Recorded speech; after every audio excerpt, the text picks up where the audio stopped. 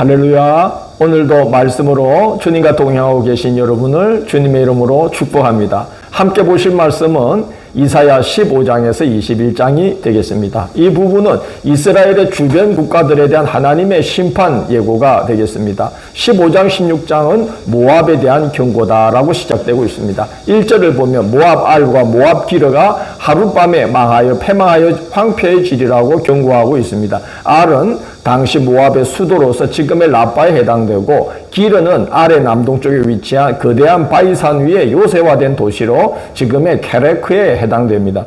모압의 주요 도시가 망한다는 것은 모압의 멸망을 이미 암시하고 있는 것이고, 이어 이사야는 모압의 주요 성읍들을 쭉 열거하면서 정복자의 칼이 모압 전역에 미칠 것을 예고합니다. 16장은 그런 환란 중에 살 길은 이것이다라면서 이사야가 살 길을 제시합니다. 1절에서 5절을 보면 유다와 가까이 지내라고 말합니다. 그리고 환난당한 자들을 긍휼히 여기라고 조언합니다. 왜냐하면 압제자가 곧 멸절될 것이고 다윗의 왕위에 정의와 공으로 다스릴 인자한 왕이 세워질 것이기 때문에 유다와 가까이 하는 것이 복된 길이라는 것이죠. 이어서 이사야는 모압의 교만과 헛된 자랑을 지적하면서 7절을 보면 모압이 모압을 위하여 통곡하게 될 것이라고 말합니다. 모압 사람들이 하나님의 심판 앞에서 그 처참한 광경을 보면서 서로 자신들의 슬픔을, 처지를 슬퍼하면서 우는 모습을 표현한 것입니다. 그리고 그런 하나님의 심판 앞에서 모압이 의지하던 우상은 아무런 도움이 되지 못할 것이라고 예고합니다. 12절 보면 모압이 그 산당에서 피곤하도록 봉사하며 자기 성소에 나아가서 기도할지라도 소용없으리로다 라고 말합니다. 그 말 못하고 사람이 옮겨줘야만 겨우 움직일 수 있는 우상이 하나님의 심판 때에 무슨 도움이 되겠습니까? 아무리 밤새도록 부르짖어도 그 우상들은 아무런 도움을 주지 못할 것이다 라고 말합니다. 17장은 수리아와 북이스라엘에 대한 심판 예고죠. 수리아의 수도 다메섹에 임할 하나님의 심판, 그리고 북이스라엘의 주축이 되는 에브라임 지파에 대한 심판을 말합니다. 이것은 결국 수리아와 북이스라엘 전체에 임할 심판을 말하는 거죠.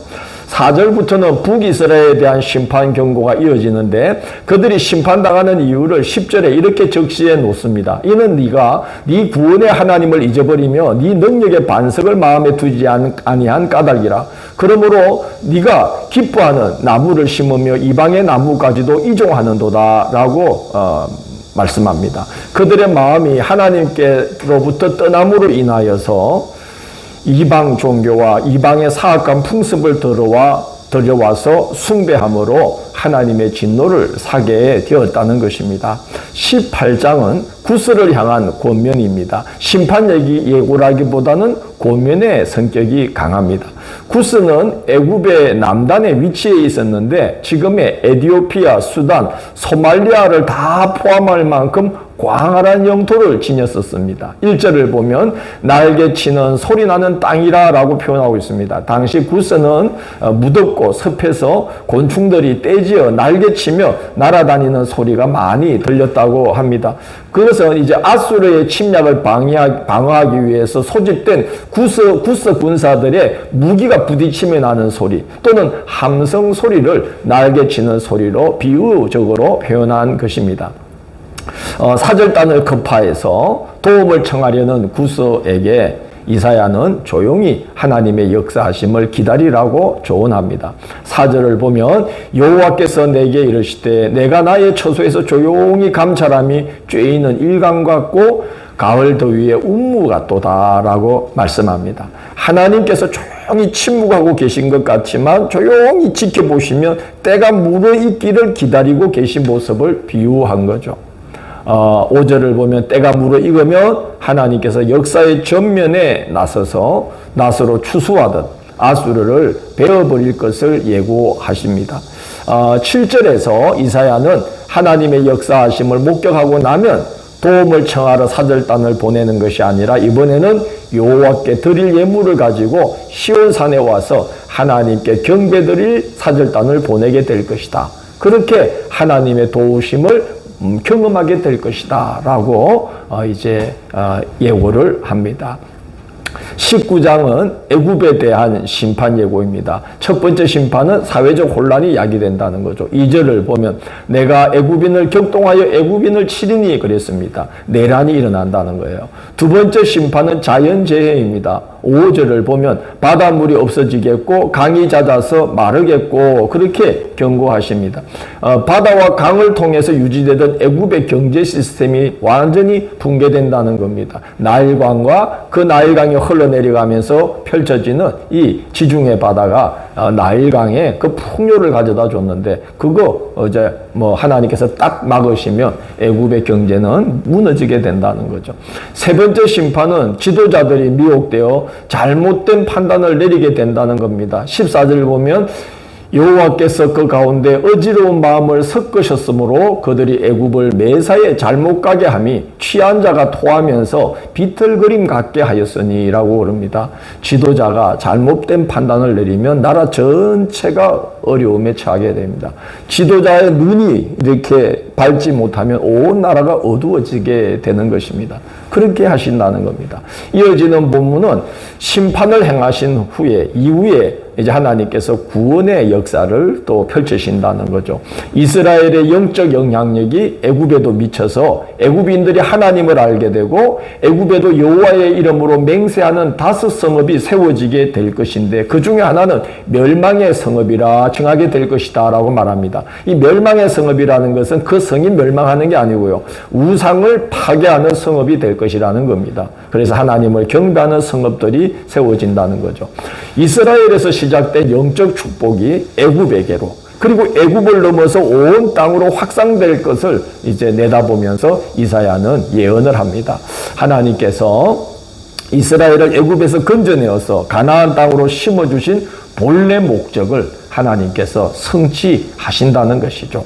환란을 주시고 심판한 다음에 그들을 새롭게 해서 하나님 이와 같은 역사를 만들어 가신다는 겁니다. 20장은 열방을 의지하는 것은 헛되다 하는 것을 말합니다. 이사야가 3년 동안 벗은 몸과 벗은 발로 다니면서 애굽과 구스 사람들이 그렇게 벗은 몸과 벗은 발로 아수르로 끌려갈 것을 예고합니다. 그래서 이스라엘로 하여금 애굽이나 구스를 의지하지 말고 하나님을 의지하라라고 강력하게 경고하고 있는 것이죠. 21장은 바벨론, 에돔, 아라비아에 대한 심판 예언입니다. 바벨론 멸망을 이제 예고를 시작하면서 1절을 보면 해변 광야에 관한 경고다라는 말로 시작됩니다. 자, 이런 표현은 우리가 또 해석을 보지 않으면 이해하기가 어렵죠. 이제 유브라데 강을 낀 대평원에 바벨론이 위치해 있습니다. 그리고 유브라데 강이 자주 범람했습니다. 그래서 자주 강물에 잠겼습니다. 그래서 보면 마치 해변처럼 그 광야가 해변처럼 이렇게 보일 때가 자주 있었다고 그럽니다. 그래서 붙여진 이름이 해변 광야입니다. 결국 해변 광야에 관한 경고라는 말은 바벨론에 미치게 될 하나님의 심판을 말하는 것이죠. 2절을 보면 엘람이여 올라가고 메대여 에워싸라 그럽니다. 엘람은 바사 제국을 가리킵니다. 엘람을 바사 제국이 점령했기 때문에 엘람 그러면 그냥 바사 제국으로 통칭됩니다. 그리고 바벨론이 바사와 메대 연합군에 의해 멸망할 것을 예고합니다. 이사야는 이어지는 본문을 보면 파수꾼이 바사와 메대 연합군이 공격해 오는 것을 보고하는 장면을 묘사하면서 바벨론 함락을 경고합니다. 11절을 보면 두마에 대한 경고라 이렇게 이제 말하면서 에돔에 대한 하나님의 심판을 이제 예고합니다. 두마는 에돔에 변형된 이제 표현입니다. 이 두마라는 뜻은 침묵, 정적, 황량함을 뜻합니다. 결국 심판을 통해서 에돔에게 닥칠 그 미래의 모습을 그렇게 암시하고 있는 것이죠. 13절부터는 아라비아에 대한 경고입니다. 바벨론을 파멸시킨 바사의 군대는 멀리 떨어져 있는 아라비아까지 미치게 될 것이라는 거예요. 그래서 아라비아를 경유하는 드란의 상인들에게 이사야가 조언하기를 깊숙이 위치해 있는 오아시스인 데마로 가서 환란을 피하라고 경고합니다. 그 말은 그만큼 바사의 그 침략이 약탈이 저 아라비아 깊은 곳까지 미칠 수도 있다는 것이에요. 그래서 더 깊숙한 곳에 있는 데마로 가서 피신하라라고 권고합니다. 1년 내에 게달의 영광이 쇠하게 될 것이다 라고 이제 말합니다. 게달은 이스마엘의 12아들 중 둘째 아들의 후손입니다. 이들은 아라비아 전역에 이제 퍼져서 유목 생활을 하는 그런 사람들로 이제 그런 족속들로 이제 세워졌어요. 그래서 결국은 이 게달은 결국 아라비아를 말하는 것입니다. 1년 내에 게달의 영광이 쇠한다. 그 바사의 그 침략이 저 깊은 광야, 아라비아 광야까지 미치게 된다 하는 것을 그렇게 말하고 있는 것입니다. 하나님 앞에 바로 서지 않았던 한 세대 전체가, 한 시대 전체가 하나님의 큰 심판 앞에 심판을 직면하게 되는 걸 오늘 우리가 봅니다. 우리 한 개인의 삶을 위해서도 기도해야 되지만 우리가 한 시대를 위해서, 우리의 역사를 위해서도 우리가 중보하며 기도해야 될 이유가 바로 거기에 있다는 생각이 듭니다. 다음 시간 7월 26일 월요일은 이사야 22장에서 26장을 여호와의 구원이라는 제목으로 살펴보도록 하겠습니다. 오늘도 함께 해주셔서 감사합니다. 주님, 저희들의 기도가 하나님 나라를 향하게 도와주시고 그리고 이 땅의 모든 그 악한 현실들을 보면서 우리가 그들을 대신해서 중보하고 하나님의 선한 계획이 이 땅의 역사 앞에 준비될 수 있도록 끊임없이 기도하는 저희들이 되도록 인도하여 주옵소서. 예수님 이름으로 기도드립니다. 아멘.